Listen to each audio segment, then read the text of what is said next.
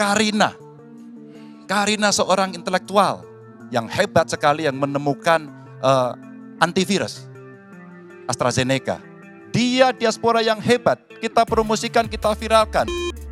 Inilah sosok Karina Jo, ilmuwan Indonesia yang namanya disebut Ganjar Pranowo saat debat Capres Minggu 7 Januari 2024. Karina Jo, ilmuwan asal Indonesia, pemilik paten vaksin AstraZeneca. Karina Jo diketahui memiliki nama asli Citra Dewaijo.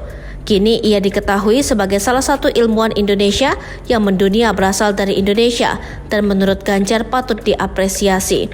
Ia adalah penemu vaksin AstraZeneca. Ganjar ingin Karina Jo diapresiasi dan diviralkan untuk mempromosikan potensi negara ke luar negeri. Sejak SMA, Karina tertarik dengan bidang bioteknologi khususnya tentang manipulasi genetika. Namun, karena saat itu di Indonesia masih belum banyak yang membuka studi banding tersebut, akhirnya Karina melanjutkan studinya ke luar negeri. Setelah lulus S1, ia ditawari magang di sebuah perusahaan Australia. Perusahaan itulah yang menawarinya melanjutkan studi hingga meraih gelar PhD untuk mendukung karirnya di bidang penelitian. Karina Jo kemudian meraih gelar PhD bidang bioteknologi di Royal Melbourne Institute of Technology Australia. Pengalaman di industri bioteknologi membawanya terlibat dalam penelitian vaksin AstraZeneca untuk COVID-19 saat ini.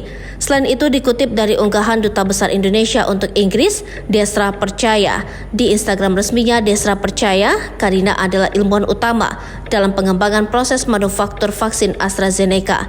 Selain itu, Karina juga memegang paten proses manufaktur beroutput intensif bagi vaksin AstraZeneca. Sebelumnya, Karina juga telah bekerja dengan berbagai laboratorium CGMP di berbagai negara untuk memperjuangkan transfer teknologi proses produksi vaksin. Dalam live Instagram Desra Percaya, Karina pun menceritakan perasaannya saat terlibat dalam produksi vaksin AstraZeneca.